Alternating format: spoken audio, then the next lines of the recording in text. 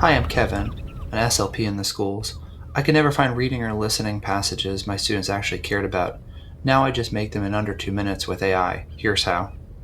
So first I'm going to give you a prompt just to create the passage. All the prompts I use today are available for free in the link in the description. So I specify a lexile range, a word count, a topic. I chose the Titanic because my students are very interested in it and I don't know very much about it at all. I always put some vocabulary words to start on, and then we'll get to applying those later. Some comprehension questions, it's a discussion question, and then some critical thinking questions. A lot of students aren't at the level where they're answering open-ended comprehension questions, so we can give them multiple choices. We can also give them some application activities. So here's how to do a simple cloze passage with the 10 vocabulary words above. You could print this out, then you just give them the word bank and they can fill it in. You can also create a graphic organizer.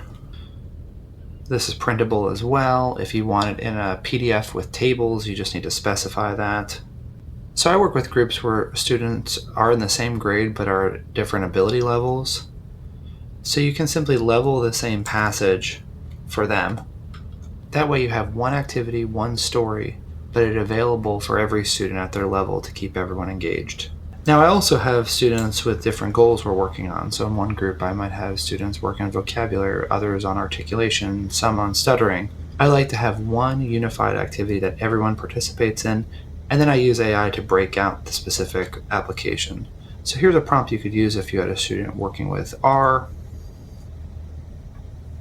Create a minimal pairs list to elicit the words, and then move straight to naturalistic practice.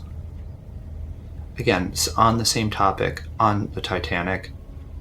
You can use these prompts to create any passage you want. You can tie the topic to the curriculum, you can tie the topic to student interests. So instead of the failures of the Titanic,